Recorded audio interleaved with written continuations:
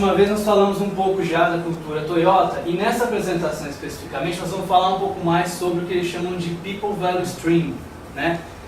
Que é a cadeia de valor de pessoas. A gente comentou um pouquinho sobre isso já na apresentação passada e vocês devem lembrar que era feita em 4 etapas diferentes essa cadeia de valor. Então a primeira delas era atrair, e foi disso que nós falamos mais tempo. Nós falamos do processo de seleção que teve em Kentucky, em uma das fábricas lá da Toyota, a primeira, na verdade, nos Estados Unidos e uma das maiores do mundo, a maior fora do Japão. E hoje nós vamos focar um pouco mais nas outras etapas. Quer dizer, depois que a Toyota já conseguiu descobrir qual o perfil de funcionário da pessoa ideal para trabalhar lá, e que ela contrata essa pessoa, o que acontece com a pessoa? O primeiro passo depois disso é desenvolver, né? O que vai acontecer com essas pessoas depois que elas foram contratadas? E a Toyota gosta muito de usar essa analogia do cirurgião. Como é que funciona o trabalho do cirurgião? O cirurgião está lá, concentrado em resolver o problema do paciente que está na mesa de cirurgia, e tem uma série de outras pessoas que estão ali ajudando o cirurgião, passando bisturi, passando uma coisa, outra coisa, medindo pressão, verificando se o paciente está num bom estado, né? Etc. E o cirurgião é o que realmente está agregando valor no processo.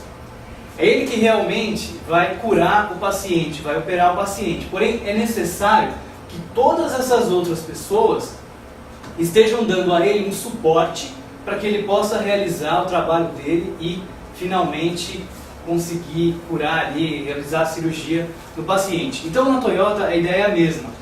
Aquele que realmente agrega valor no sistema, que é construir um carro, fabricar um carro, é quem está trabalhando no chão de fábrica, né? Esse é o cara que agrega valor. E os outros, eles estão ajudando, eles estão dando suporte para essas pessoas, né? Então a gerência, o pessoal de RH, financeiro, etc., para que esse processo possa acontecer e que um carro seja construído, que é o que vai efetivamente agregar valor ao cliente, tá certo? Eles chamam isso de Gemba. É uma palavra, acho que em japonês, né, que significa cena do crime. Isso é usado por policiais no Japão também para encontrar realmente a cena do crime. Na verdade significa lugar onde as coisas acontecem, lugar real, né? Por isso que é usado para a cena do crime. Eu coloquei essa imagem aqui que lembra um pouco disso. Então o Gemba, no caso da Toyota, é o chão de fábrica, onde o pessoal está agregando valor. Agora, no caso de um supermercado, por exemplo, onde é que é? É na loja, né? Não é no escritório lá em cima e tal, é onde o pessoal está fazendo compra, que é o serviço que efetivamente aquela loja oferece. Então cada negócio vai ter o seu Gemba, vai ter o lugar onde o valor é agregado, né? E é muito importante reconhecer isso, né? E garantir que todas as outras áreas, todas as outras pessoas estão dando suporte ao Gemba ou estão trabalhando diretamente nele. Qualquer tipo de trabalho que não é Gemba e não dá suporte ao Gemba é desperdício. Vocês lembram dos conceitos de desperdício? Então, isso que nós estamos estudando, né, da cultura da Toyota, eles têm um método chamado de TPS, que no Ocidente ficou conhecido como Lean. Lean significa enxuto, né? E aquela ideia de Value Stream Mapping. Vocês vão lembrar, a gente constrói um gráfico do início até o final do processo e procura desperdícios ali e elimina, né? Então tudo que não agrega valor é desperdício, certo? A ideia do Lean é eliminar o desperdício. Então por isso que você tem que identificar bem o Gemba.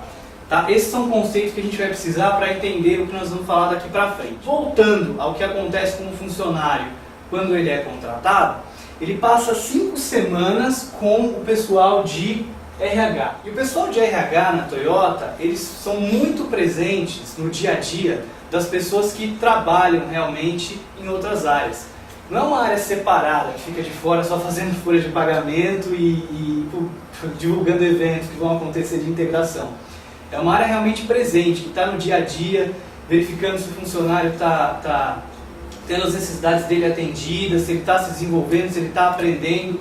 Então é uma área muito especial na Toyota.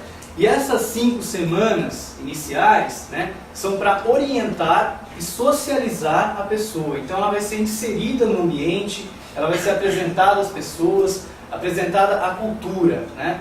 Todos esses conceitos que a gente está vendo, a pessoa é apresentada, claro, de forma bem breve, né? Porque, como a gente mostrou na outra, tinha um gerente que trabalhava 40 anos e disse que ainda não sabia bem o que era a cultura da Toyota. Então isso não é uma coisa linear que você aprende uma vez, mas uma coisa que você vai desenvolvendo ao longo do tempo. Então ele vai ser orientado e socializado nessas 5 semanas. Existe uma agenda, hora por hora, o que acontece com essa pessoa nova que entra, né? Existe um programa a ser seguido. Depois da orientação, então, né, eles são treinados e eles vão para os locais que eles realmente vão trabalhar. Vão lá para o chão de fábrica, se for o caso, etc. Vão se socializar já no ambiente deles. E vão já para perto do time. E aí, o que eles chamam de on-the-job development, que é o cara fazer as coisas na prática. Na Toyota não tem esse papo furado de que você acabou de se graduar em X, Y, Z, sei lá o que você fez, e que agora você pode chegar lá e ser o chefe, você é o cara que sabe mais. Você vai mostrar o seu valor quando você mostrar o que você sabe fazer de verdade. Então, da mesma forma quando um cara está aprendendo, né, eles têm essa visão muito forte de que o experimento prático é muito importante. Por isso a pessoa começa já com algumas linhas de montagem especiais, começa a treinar, começa a fazer realmente o trabalho. E muitas empresas fazem simplesmente o seguinte: bom, nós te ajudamos a começar, e daí você está por conta própria. Depois que você começou, que você já entendeu mais ou menos como faz o seu trabalho, né, você se vira. E aí isso nos remete ao início da Toyota. Como era feito o trabalho lá na fazenda, né? Então isso até hoje aqui no Brasil é assim mesmo. Em qualquer lugar acho que se trabalha com essas coisas de campo, de sítio, etc, né? Então os pais e avós iam ensinando os mais novos, né, a fazer diversas tarefas dentro da fazenda. Não tinha um cara específico que cuidava do cavalo, às vezes o cara específico só fazia uma coisa, faziam atividades diversas, né? Tinha que preparar o solo, plantar, colher, consertar equipamentos diversos, cuidar dos animais, trabalhar com carpintaria, né? E alguém sempre ensinava a pessoa a desenvolver aquele trabalho e a pessoa ia dando conta daquilo e ia fazendo. E na Toyota sempre então tem um instrutor, tem uma pessoa que acompanha, né, essa pessoa nova até que ela esteja realmente preparada para trabalhar sozinho. E todo sênior, né, sênior que seria uma pessoa mais experiente, tem mais horas de experiência, mais horas de trabalho, anos, né? Essa pessoa ela tem a responsabilidade de ensinar os mais novos. Isso é uma coisa que está bem disseminada lá.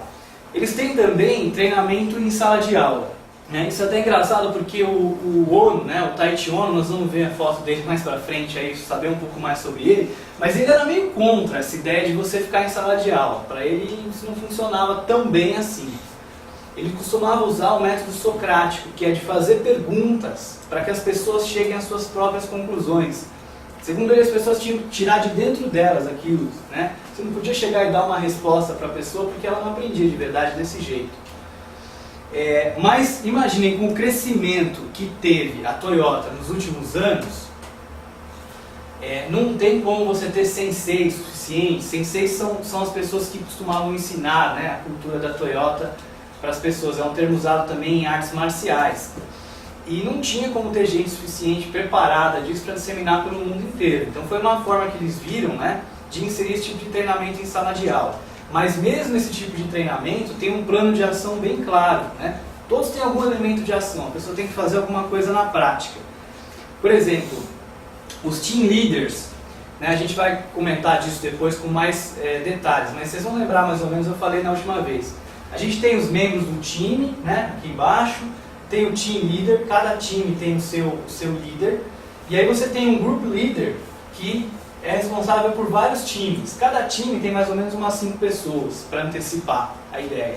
Tá? E esses team leaders eles têm 4 semanas de treinamento antes deles se tornarem group leaders, né? Quando eles vão ficar responsáveis não só por um time, mas por vários times. Eles têm manuais visuais com instrutor à disposição. Tem um sistema web de treinamento que em 24 horas depois que sai uma coisa nova, está disseminado no mundo todo, em várias línguas, aquele treinamento em vídeo, e sempre tem alguém que foi preparado antes, um instrutor, para dar suporte a isso. Então quando muda alguma coisa ali de montagem, o cara precisa aprender alguma coisa nova.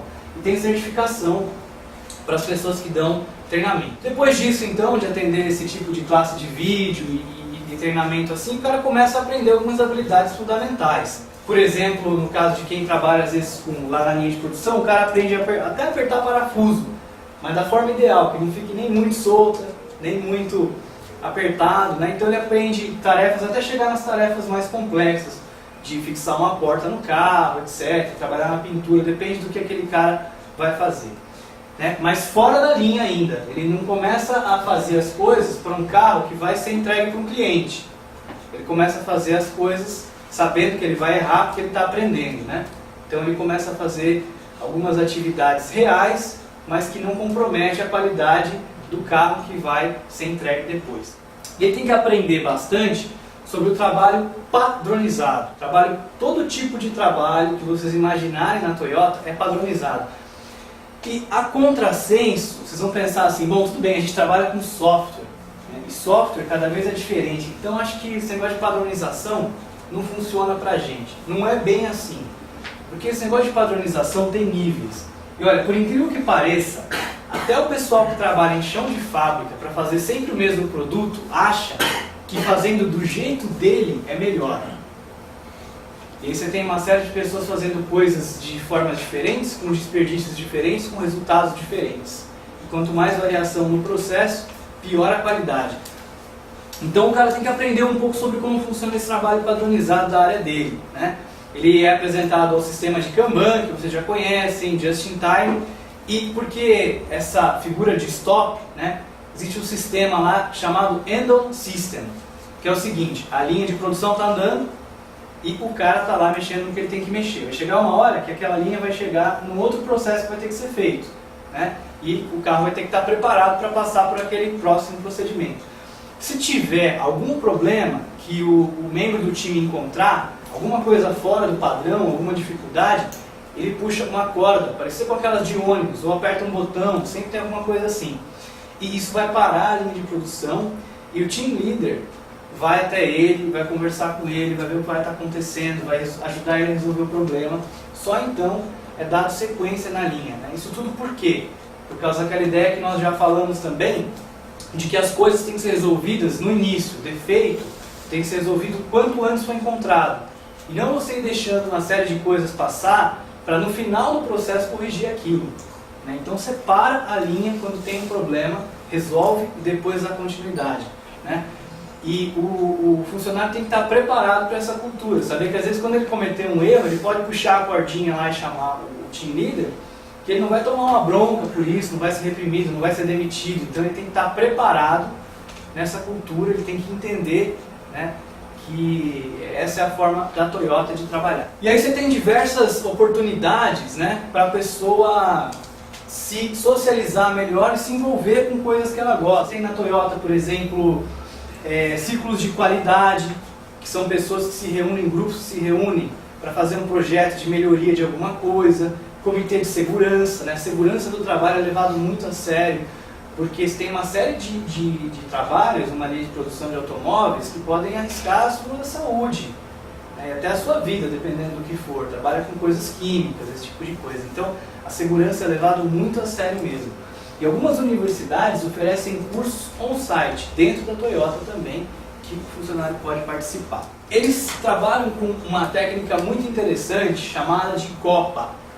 Eu coloquei essa imagem aqui, que é da nossa Copa, mas não tem nada a ver com o que eles fazem. O simbolismo dessa palavra Copa é Critical Output Analysis, ou seja, análise crítica de resultado, né, de saída. Então imagina que o time está trabalhando e percebe que tem alguma coisa que não está bem, isso aqui não está legal. Então você pode aplicar esse tipo de Copa. O que é isso? Você tem que ter uma visão clara, se o que você quer não está bom, do que você espera que seja, certo? Por exemplo, estou dando a palestra aqui e o Ismael está com sono. Pô, beleza, o Ismael está dormindo aqui na minha palestra. E qual o resultado que eu queria? Que o Ismael não dormisse. Então, o que nós vamos ter que fazer então para eliminar esse gap, que é entre o que eu espero, né, que aconteça e entre o que está acontecendo agora. Então, você tem que ter uma visão clara disso, o que você quer. Tendo essa visão, você tem que saber quais competências são necessárias para que nós, como um time, né, possamos atingir esse resultado esperado. E quais são as tarefas que nós vamos precisar executar para atingir esse resultado. Isso aqui é um exemplo, né?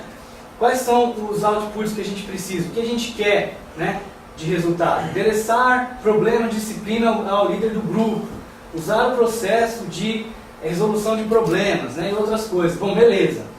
Então, quais são as tarefas que a gente precisa para atingir esse resultado que a gente quer? Bom, precisa fazer auditoria de segurança, de como as pessoas estão trabalhando das formas seguras, né? Ter reuniões de resolução de problemas, e assim vai. Bom, quais são as competências então que a gente precisa?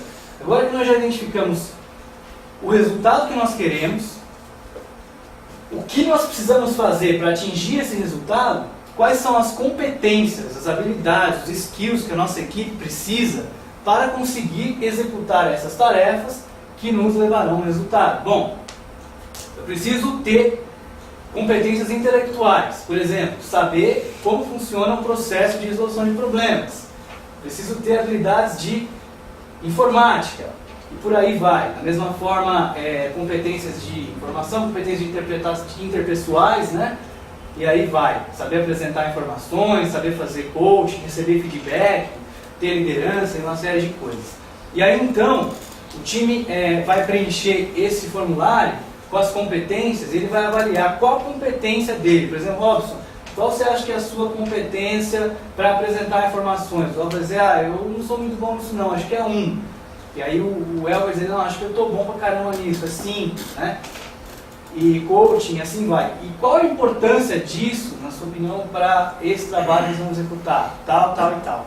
Analisando isso, então, serão realizados treinamentos para que aquelas habilidades que a equipe considera que não tem, mas que é necessário para atingir o resultado, sejam preenchidas. E para que depois desses treinamentos com as habilidades necessárias, possam realmente executar aquelas tarefas para alcançar o objetivo, o resultado que se é esperado. Qual que é a diferença disso? Vocês perceberam que a participação do time nisso é grande. É o próprio time que diz quais são as competências, é o próprio time que se avalia, e aí então é dado treinamento para o time.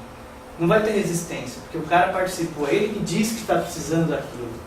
Não fui eu que vim e disse assim, Robson, você precisa aprender a apresentar melhor. O Robson disse, eu preciso aprender a apresentar melhor, preciso melhorar minha competência nisso, e com isso eu vou ajudar o time a alcançar o resultado esperado, por isso ele vai se esforçar muito mais. Uma outra coisa muito diferente na Toyota é essa ideia de gerência, né? Então, o gerente ele tem que praticar o que eles chamam de Genchi Genbutsu. Nós falamos na passada também, significa vá e veja.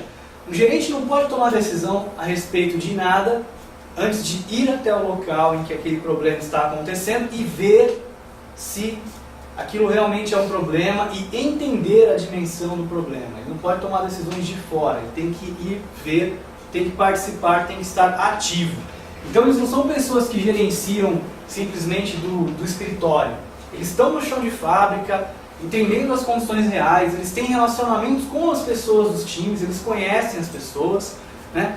E eles não podem agir de forma nenhuma inaceitável, como se eles fossem melhores, como se eles fossem superiores. E eles têm que dar um exemplo, né? Eles têm que agir como eles querem que as pessoas que estão na hierarquia abaixo deles agissem. Então eles têm que dar o exemplo, certo? Então, por exemplo, se ele não quer que durante o horário de trabalho o cara fique bebendo Coca-Cola, ele também não bebe, um exemplo que tem no livro. Esse tipo de coisa. O cara tem que dar o exemplo para os outros, ele não pode exigir coisas que ele não faz. Então essa aqui é basicamente a hierarquia. Você tem aqui o gerente geral, né, os vice-presidentes, diretoria, etc. Você tem o nível de gerência, você tem os líderes de time e de grupo, e aqui embaixo você tem o membro do time. Uma história interessante de um gerente foi um cara que veio da GM, né? E aí ele percebeu que na Toyota não tinha máquina de fazer chave, que isso já vinha de um fornecedor, junto com um miolo e tal. Aí ele achou isso inaceitável, ele falou, pô, todas as fábricas que eu trabalhei até hoje tinha isso. E aí ele foi achando que estava com toda a razão a falar com outro cara japonês lá, né? Pô, como é que a gente não tem esse negócio de chave, etc. E o cara perguntou, peraí, mas por que precisa disso? O cara falou, como por quê? A chave some, ela é perdida. Aí o cara interrompeu, ele falou, peraí, então vai usar o seu tempo para descobrir por que a chave é perdida, por que a chave some. E não veio pedir para comprar um negócio para fazer chave. Ou seja, né, o cara não estava atacando a raiz do problema. O problema não é não ter uma máquina de chave, de fazer chave, o problema é você perder as chaves que já vinham, você perder, etc. Então você tem que resolver as coisas sempre na causa, né? E o gerente tem que ter essa visão bem forte, é por isso que ele tem que participar das coisas. Existe a rotação de gerentes também. Imagina assim, o Robson é formado em contabilidade e o Ricardo tem lá uma experiência grande com operações, e cada um é um gerente de uma área. Aí, quando os caras percebem que o Robson está tranquilão lá, está levando numa boa, os caras pegam o Robson e trocam com o Ricardo. Pô, mas eu não entendo nada de operações, nem eu de contabilidade. Amigão, se vira. Você tem que fazer uma rotação. Por que isso? Porque eles querem que os gerentes sejam humildes o suficiente para poder aprender com seus subordinados. Se o cara não for, está lascado. Porque ele sabe menos que os caras. E ele tem que usar as técnicas de PDCA e solução de problemas. Se ele souber usar bem essas técnicas, né, ele vai conseguir resolver de forma eficiente qualquer coisa que ele precise resolver. E ele não pode estar na zona de conforto, ele tem que estar em constante aprendizado, porque isso é essencial para a melhoria contínua e para o aprendizado da organização como um todo. Eles devem ver os acontecimentos, tem que ter essa capacidade como oportunidades, né? Tem um exemplo do Donald Trump, eu já li um livro dele, ele fala exatamente a mesma coisa. Robert Wong, um outro cara que escreve muitas coisas bacanas, diz a mesma coisa também, né? O problema, na verdade, só existe depois que você encara como um problema. Antes disso, ele é um desafio. Qualquer coisa que você imagine, que você pensa num problema seu, você considera um problema. Agora volta. É um desafio. Como é que você quer encarar isso? Você quer encarar ele de uma forma positiva? É uma oportunidade para você aprender, para você melhorar. Agora, você quer encarar isso de uma forma negativa? É um problema. Então depende da sua ótica, do seu paradigma, da forma que você enxerga isso, para ver se isso é um problema ou uma oportunidade. Então um gerente na Toyota, ele tem que saber encarar os desafios dele como oportunidades e não como problemas. Ele não pode dar respostas para as pessoas, ele tem que fazer perguntas, por causa daquela mesma ideia do ONU, né? É muito melhor quando as pessoas descobrem por elas mesmas as coisas, quando elas tiram de dentro delas. Quando você dá uma resposta, bom, como é que eu faço para resolver isso? Bom, Wendy, faz isso e aquilo. Você vai fazer aquilo e assim que você resolver o problema, aquilo não tem importância mais nenhuma para você, você esqueceu e acabou. A próxima vez você vai vir me procurar de novo. Isso cria uma dependência entre nós dois. A conclusão e o mérito é todo meu. Eu que te disse, que te dei as respostas. Agora, quando eu te ajudo, vamos resolver junto? Vamos. Em vez de te dar a resposta, eu vou te fazendo perguntas e te ajudando a chegar sozinho nas conclusões que você precisa para resolver aquele problema, o aprendizado fica com você. E você vai levar isso. Você não vai ficar mais dependente de mim. Tá? Então essa que é a ideia. O vai e veja que nós acabamos falando um pouco antes, não teve como não mencionar isso antes, né? Mas ele é muito importante porque as empresas mais tradicionais, elas geralmente só enxergam aquilo, elas não participam de nada de cima para baixo. E elas só enxergam aquilo que as pessoas querem que elas enxerguem. Você só reporta nos relatórios, etc., que você manda para eles, o que vocês querem que eles saibam. Você não reporta o que você não quer que eles saibam, o que não está bom. Ou seja, né, você finge que me engana, eu finge que acredito e vai levando naquilo. Então, na Toyota tem que ter confiança, tem que ter transparência, né? E é esse vai e veja que permite que isso aconteça. Bom, falando um pouquinho do gerente, falando um pouquinho do que acontece com o cara quando ele está sendo desenvolvido dentro da empresa. E agora a ideia é, agora que o cara já foi contratado, que ele foi desenvolvido, as habilidades que ele precisava para começar a trabalhar, como é que a gente engaja ele para que além de executar o trabalho dele bem executado, ele possa ajudar a empresa a melhorar. Então esse aqui é o Taiichi Ohno, que eu mencionei algumas vezes, né? E ele desenhava um círculo no chão, lá do chão de fábrica, e falava para o cara, fica aqui observando o que está acontecendo.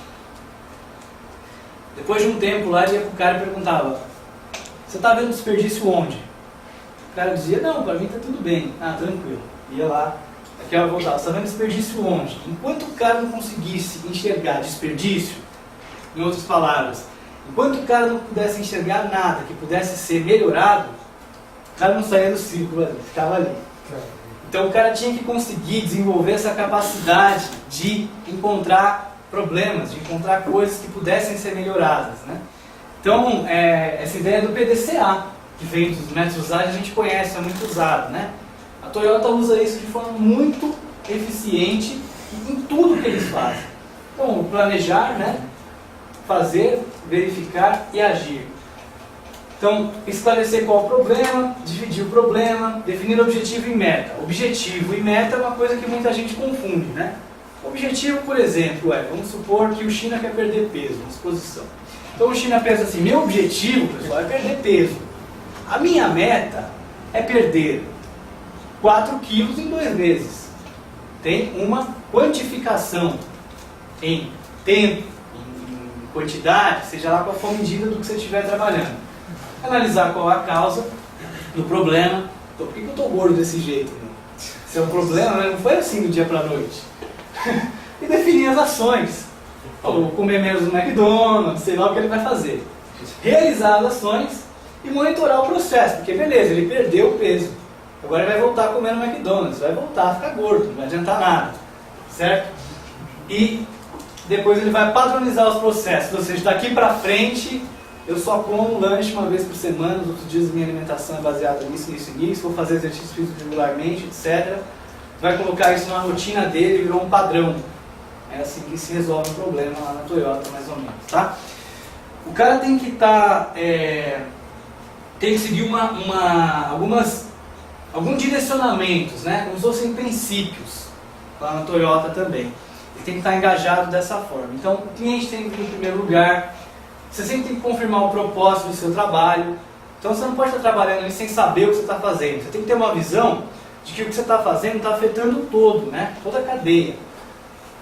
Então você tem que conhecer esse propósito de trabalho. Você não pode aceitar fazer nada sem conhecer o propósito que você está fazendo. Tá? Responsabilidade e propriedade, você tem que se sentir responsável pelo resultado do que você faz.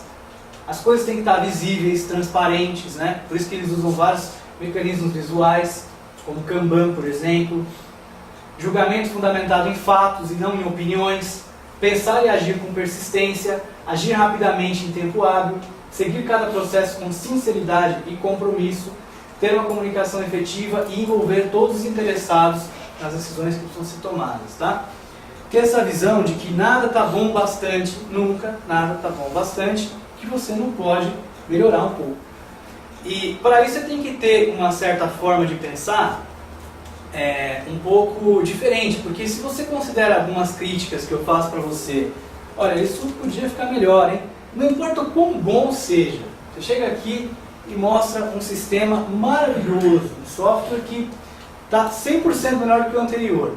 Ainda assim, é possível encontrar alguma coisa que pode ser melhorada.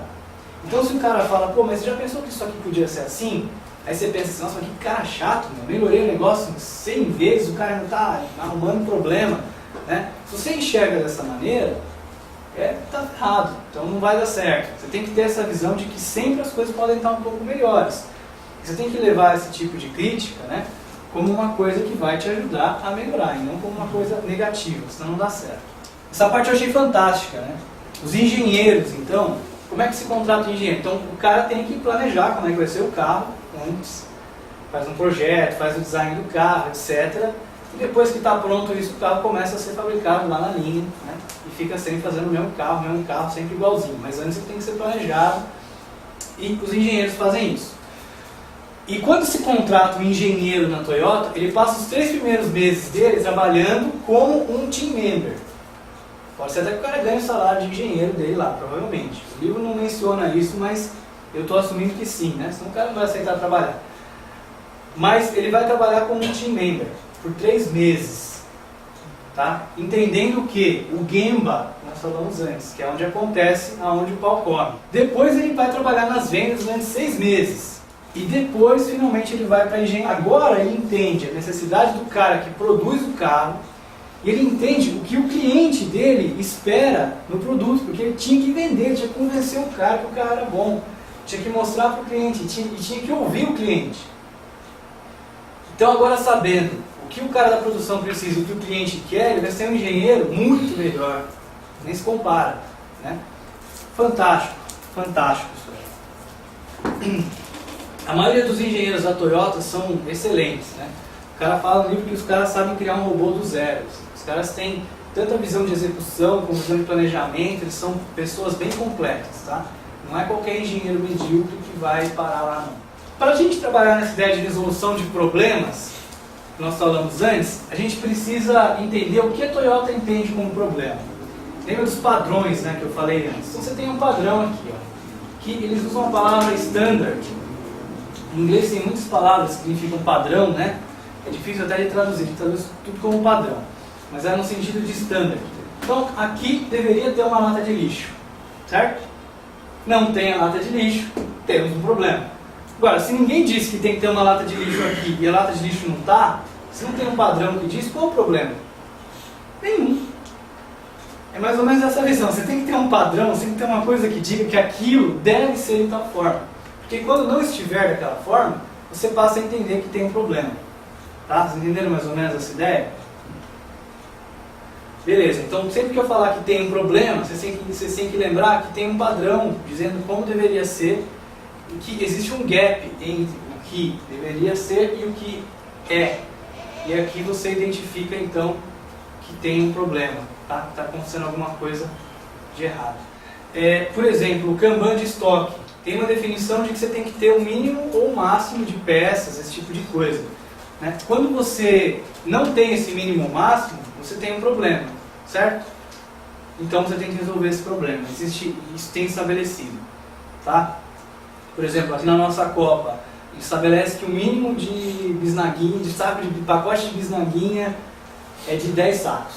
Quando tem menos que isso, a gente precisa pôr, tá? Então é uma forma de você identificar. Só que, para explicar isso nos Estados Unidos, quando eles foram para lá, foi meio complicado, porque como os ocidentais são individualistas, e os orientais nem tanto, a gente enxerga que cada um de nós temos que ser diferente. Não, eu sou diferente, eu faço diferente, eu não sigo padrão nenhum, meu jeito é melhor, eu faço assim, eu sou assim e tal. E a gente tem medo de virar robô, de falar assim, não, eu só sigo o que o padrão diz para eu seguir e eu não penso mais, né? Só que na verdade, isso é um reflexo desse individualismo exacerbado, porque não tem nada a ver com isso. Independente, né?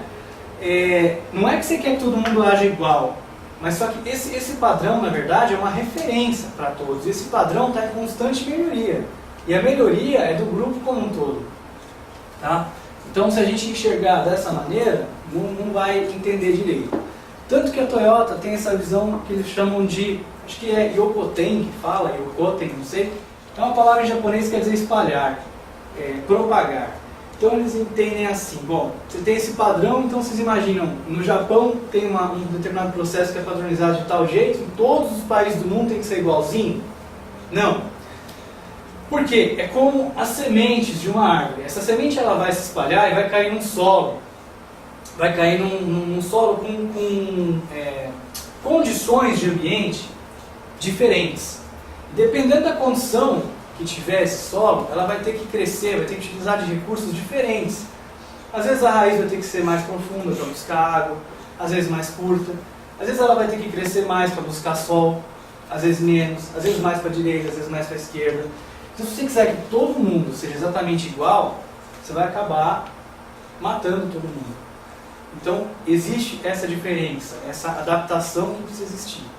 Tá? E por isso que eles não forçam esses padrões. Eles apresentam os padrões, por exemplo, uma nova filial que vai abrir, e ela tem que se adaptar a isso para as condições dela. E problema, voltando a falar de problema, tem uma conotação muito ruim aqui no Ocidente. A gente vê isso como uma coisa negativa, porque geralmente está associado com um culpado.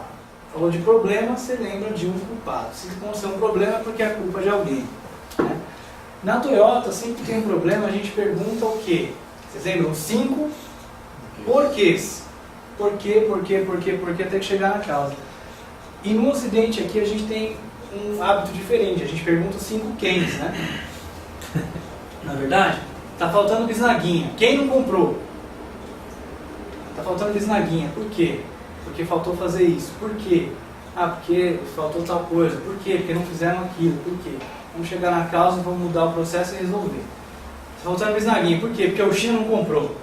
Então vamos mandar o China embora, o China é problema. Não é assim que a Toyota enxerga a solução de problemas, tá? E para identificar problemas, tem algumas ferramentas que ajudam eles. Uma delas é o que eles chamam desse Event Type Problem Solving. São coisas que trabalham com medidas ou com indicadores para te apresentar quando tem um problema. Por exemplo, tem uma linha amarela, conforme a linha de produção vai andando, né, tem uma linha amarela em determinado lugar que apresenta que quando a linha chegou ali, o carro já devia estar 70% pronto, ou aquele processo 70% pronto. Né?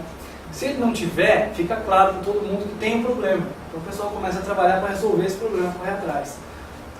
Então, você tem ferramentas que te mostram visualmente quando um problema acontece. É mais ou menos igual ao Kanban, a gente tem o Work in Progress. Tem uma fila gigante aqui para testar coisa. Tem um problema, a gente vê a fila, tá claro. É diferente de você olhar e ver um monte de gente trabalhando nas suas máquinas e não entender nada do que está acontecendo. Está transparente, está visual, está claro. E aí quando você quer dar uma sugestão para uma organização, você faz assim. Você põe numa caixinha, como eu acho que isso aqui deveria ser melhor. Põe lá. E aí você espera que a gerência vá lá, pegue a caixinha, abra, veja a sua sugestão e que faça sozinho. A Toyota não funciona assim. É o que eles dizem que é Team Member Driven, ou seja, você quer ajudar, quer dar uma sugestão, então você vai trabalhar nela, amigão. Faz o seguinte, pega um papel A4, escreve um lado qual o problema, qual é o esperado, lembra do esperado lá do Copa, o resultado que você quer, e qual é o gap entre eles. O que está diferente entre o que você acha que seria legal e o que está agora. Legal. Identifica potenciais causas raiz, fala de viabilidade, eficiência, benefício, custo, o que isso vai realmente melhorar. Depois que você tiver uma visão geral do problema que você quer resolver, você vai falar com o seu grupo líder e apresentar para ele. E aí vocês vão fazer um projeto piloto, vão fazer uma implementação, você vai participar disso aí. E se o projeto funcionar, eles vão calcular o benefício, vão te dar uma recompensa e vão implementar no resto da empresa e talvez no mundo inteiro. Então, você tem que participar fortemente. Não é só você falar, eu acho que tem que pintar essa parede, aqui a gente tem que melhorar aquilo lá e cair fora do problema. E tem esse Setting Type Problem Solving, que eles fazem uma reunião de alguns dados que eles têm, por exemplo, as chamadas do Andon lá para parar a linha. Né? Quais são os problemas que aconteceram, etc, etc, nesse tempo, por que, causa, etc. Reúnem os dados, né? Verificam o que está acontecendo agora, 1000 chamadas de Andon por dia. Vamos tentar reduzir isso aí para 800. Então eles começam a estabelecer uma meta, começam a identificar as causas e trabalhar em cima daquilo. Também, esses Kaizen Events, vocês vão ver muito isso assim nas empresas de um tempo para cá. Que é um processo assim, vamos melhorar a empresa, vamos melhorar o nosso processo. Vamos fazer uma semana de um evento Kaizen, chama, ou Blitz Kaizen. Então na segunda-feira o cara analisa os problemas, e propõe algumas soluções. Na terça, né, a equipe implementa. Na quarta e quinta, experimenta, vê como é que ficou. Na sexta, apresenta o resultado. E faz isso durante uma semana. Muito comum, tem consultor enchendo o bolso de dinheiro com isso, tá? Tem coisa que funciona, claro, não descartando. Mas na Toyota, é um pouco diferente. Eles têm esse evento Kaizen, é um autoestudo voluntário, né, que eles falam. Tem o foco de desenvolver a habilidade da liderança para facilitar esse tipo de coisa, né? Facilitação de processo. O cara aprende a criar value stream mappings do processo que ele está trabalhando, identificar desperdício, né? E fazer uma série de coisas. Basicamente parece que é a mesma ideia do antigo. Só que a diferença é que faz parte da cultura, não é algo pontual. Não é assim, vamos melhorar uma semana e fazer alguma coisa. É o tempo inteiro, os caras vivem aquilo, é na veia, é dia a dia, o tempo inteiro. Então essa que é a grande diferença. Eles não acreditam em, eu coloquei aqui até um Super Thunder Master Black Belt Super, que resolve tudo de uma hora para outra. Tá? Eles não gostam muito dessa abordagem, porque o cara vem, um consultor de fora, etc. E aí o time resiste, porque o cara veio de fora para dizer para eles o que tem que fazer, cria dependência no cara, né? Então é muito melhor você ter um time que faz as melhorias, que consegue fazer isso e treinar eles para que eles façam isso sempre. Tá? Isso mantém o respeito e a prosperidade mútua entre eles.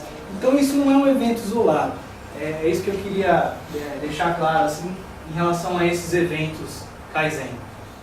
Tem um exemplo legal também, o cara estava na linha de produção e aí ele estava resolvendo um problema, daqui a pouco tocou o rádio dele, está acontecendo o problema não sei aonde. Na hora que o cara ia sair correndo, o japonês puxou o cara pela camisa e falou, volta aqui, rapaz. Ele falou, ó, a linha tá parada lá, beleza.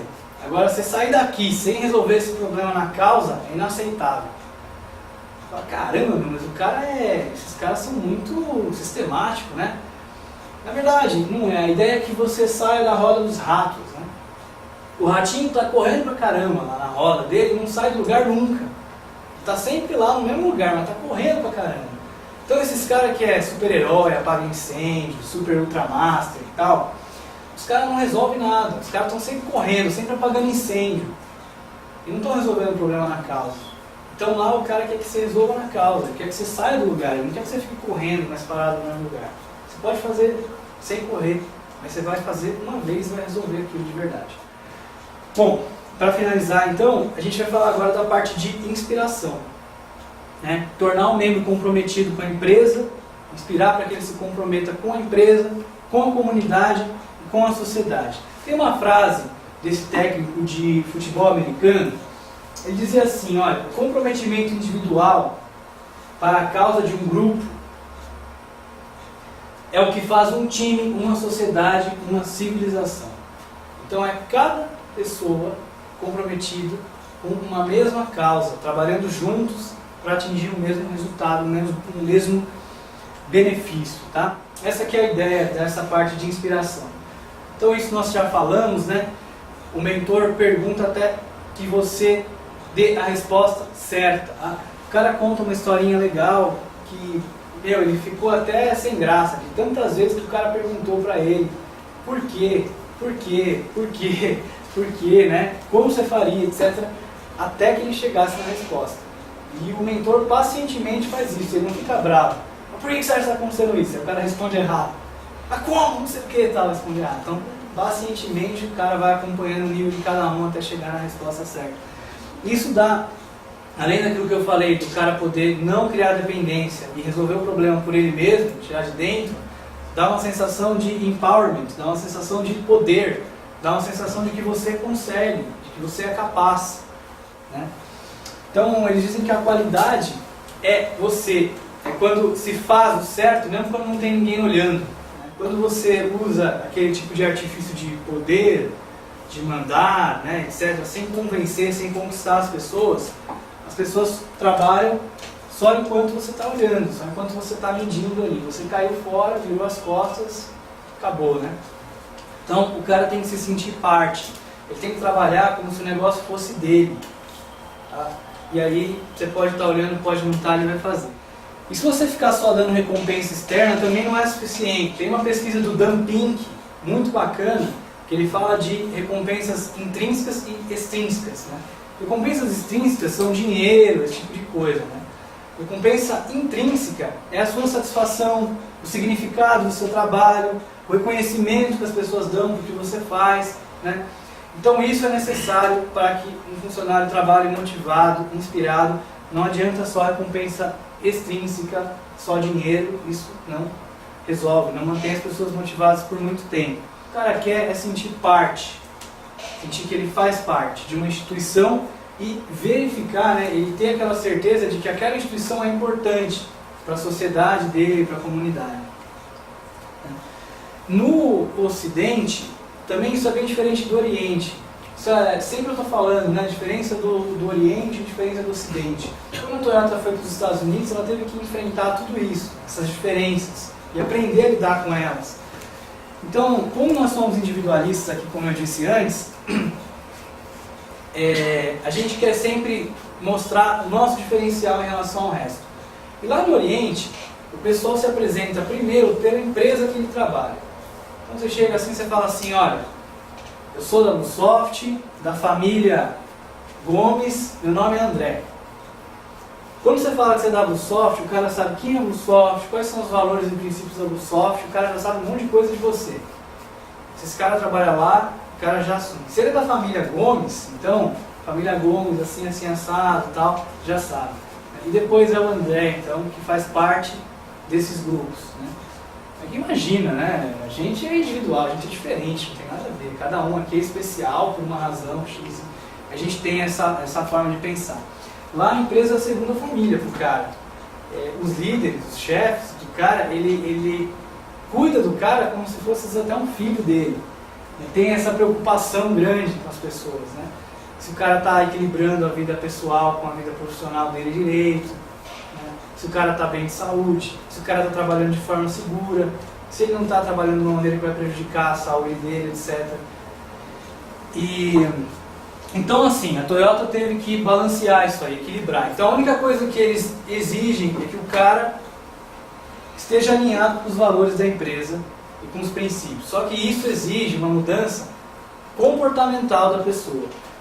Você não consegue ser um cara na empresa, outro cara na família, outro cara com os amigos, outro cara em outro lugar. Você é um cara. Você é um ser humano, indivíduo, né? A palavra já diz. Então você tem que aceitar, assumir esses valores da empresa também para você de certa forma. Senão você vai ficar desalinhado com o que a empresa faz e não vai dar certo. Alguns valores núcleos, então, né? Respeitar as pessoas, essas são as coisas que as pessoas têm que compreender e têm que ter dentro delas. Respeitar a si mesmo, que significa buscar melhoria contínua. Na visão da Toyota, se você não quer melhorar, você de certa forma não está se respeitando. Então, respeitar a si mesmo, buscar melhorar, buscar estar sempre melhor a cada dia. Trabalhar cooperativamente, cara que só trabalha sozinho, não gosta de trabalhar em equipe, não serve. Fazer isso com o Genchi Genbutsu, né? Que é a ideia de vai e veja no chão de fábrica, interagindo diretamente com as pessoas. Se o cara quer ficar no escritório, preenchendo relatório, tomando decisão, uma coisa que ele não conhece, vai fora. Sempre pensar em como servir o cliente final, tratar o time e fornecedores como parceiros e fazer os membros do time melhorar e ter um impacto positivo na sociedade também. Tá? Então a ideia de que o aprendizado não é uma coisa linear é a ideia de que você não aprende uma coisa agora e acabou. Você tem que estar aprendendo e reaprendendo e reaprendendo e reaprendendo e reaprendendo e reaprendendo, né? E cada voltinha dessa você está um pouquinho melhor. É a linha da evolução, né? É uma espiral. Então, por isso que precisa ter esse desafio, né? Quando você está muito confortável em qualquer coisa que você estiver fazendo, eles vão te dar um desafio para você resolver. Então a melhoria contínua e os desafios tem que andar juntos. Você não consegue melhorar se você não está enfrentando nada novo. Se você está fazendo sempre a mesma coisa, sempre do mesmo jeito, vai ter o mesmo resultado, não vai ser nem melhor nem pior. Novos desafios fazem com que você busque melhorar. Tá? E quando o desafio não é superado? Quando não dá certo? O que acontece? Então aplica-se uma técnica chamada de Hansei, quer dizer, reflexão profunda. Tá? Qualquer coisa diferente de 100% da meta na Toyota não é sucesso. Tem empresa que é assim, a meta é tanto, o cara fala, poxa, perto da meta, 50%, 70%, não. Então não deu certo, tá? Então a primeira coisa, lembra que eu falei da crítica lá? Reconhecer que tem um problema. Reconhecer que o que você alcançou é diferente do que estava sendo esperado. Tá? Você tem que estar disposto a receber feedback negativo. Olha, se você tivesse feito isso, talvez teria dado certo. Por que você fez essa escolha e não aquela, etc. Então, primeira coisa, se você não tiver isso, não adianta nem prosseguir. Depois, o indivíduo deve voluntariamente assumir responsabilidade pela falha. Bom, não deu certo porque estava trânsito, não deu certo porque choveu, não deu certo porque coisas que estão fora do seu círculo de influência. Não. Coisas que estão dentro do seu círculo de influência. Você é responsável pelo que deu errado, não o que está fora de você. Senão também, você não vai melhorar o tempo nem o trânsito. Então, acabou, está lascado. Você deve estar preparado para reconhecer as suas fraquezas, os seus problemas, tá? E procurar melhorar. Se você estiver comprometido, então, você deve tomar uma série de ações para melhorar, né? E aí acontece então o Kaizen. Então, sem Hansei, que é essa reflexão profunda no que deu errado, não tem Kaizen. Porque você fala que o culpado não foi você, foi alguma outra coisa que está fora, que você não tem influência nenhuma. E aí você não melhora. Quando você enxerga que se você tivesse feito diferente, poderia ter um resultado melhor, aí você começa a se melhorar. Tá? Ou a sua equipe, ou o seu setor, a sua área, o seu departamento, sei lá. Isso aqui é muito bacana, né? que acreditar que conhecimento vem da mão na massa. Tem um fundador da Toyota, ele chamava Kishiro Toyota. Ele dizia assim, todo engenheiro precisa lavar a mão antes do jantar. O que quer dizer isso? Que o cara tinha que chegar sujo em casa. O cara tinha que ter trabalhado lá na linha, tinha que ter mexido nas coisas, tinha que ter ido ver as coisas, né? Então o cara tem que participar. Não é o almofadinha lá, de gravatinha, que não faz nada e só ganha mais que os outros. Então o sucesso do grupo é importante e deve ser mais importante do que o ego de cada pessoa, né? Tem que colocar o nós antes do eu. Então não tem lugar para esses caras de grande ego, né? Tem que ser humilde o suficiente para dar crédito ao grupo inteiro. Porque geralmente essa coisa do cara não sujar as mãos, por que eu estou falando isso aqui, né? Isso está junto com essa coisa do cara se achar melhor, se achar superior e se achar que ele não precisa ir ver as coisas acontecendo porque ele já conhece tudo aquilo. Então, para finalizar essa parte de inspiração, a Toyota atua na família das pessoas. Se você tem filhos, você pode levar os seus filhos, tem quem cuide deles lá na planta. Você tem academia, liga de softball, tênis, basquetebol. Tem part-time para quem tem criança pequena, então o cara trabalha só meio período durante um tempo. E um departamento outreach, que é um departamento que ajuda as famílias como se fosse de assistência social. A encontrar uma casa, quando alguém fica desempregado, talvez encaixar o cara na Toyota ou em outro lugar. Qualquer tipo de assistência social, tem um problema qualquer na família do cara, eles vão dar essa ajuda. E na comunidade também tem atuação, ajuda financeira, então a escola de instituições é uma parte, né? E a outra é incentivar os funcionários a doar seu tempo e habilidades para a comunidade. Interessante uma informação que 95% dos gerentes e dos cargos acima da gerência na Toyota de Kentucky, na época que o livro foi escrito, estavam envolvidos em algum tipo de trabalho voluntário.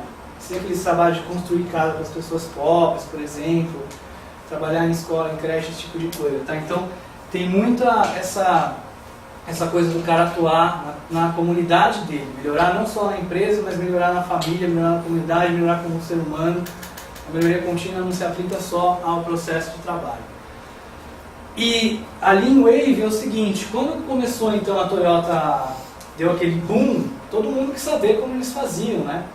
Então, os caras começaram a pagar potes de ouro para contratar a cara da Toyota, para ir lá ensinar eles como é que a Toyota fazia. Só que mesmo assim a Toyota manteve 95% da gerência dela. O turnover na Toyota é menor que 3% ao ano. Turnover é a taxa de substituição, né, de trabalhadores. Então isso mostra o quê? Que funciona, que as pessoas estão contentes na Toyota, que elas gostam de trabalhar lá, que elas se orgulham de trabalhar lá. Concluindo então, a Toyota busca pessoas capazes de se comprometer consigo mesmas, né, em melhorar e com a organização. Não apenas pessoas que saibam seguir ordens, pessoas que saibam pensar, pessoas que saibam resolver os problemas e pessoas que se comprometam em ajudar a resolver esses problemas, a fazer as coisas. Ela proporciona um ambiente excelente para que a pessoa possa chegar, que ela possa se socializar, que ela possa se sentir bem, que ela possa se desenvolver, que ela possa crescer, né? E esse ambiente é de prosperidade mútua, no sentido de que a Toyota quer melhorar ao mesmo passo que você melhora, né? Quer estar melhor, quer alcançar os objetivos dela ao mesmo tempo que você alcança os seus objetivos. Você tem essa ideia de fazer parte da empresa e de trabalhar por uma causa que você também acredita.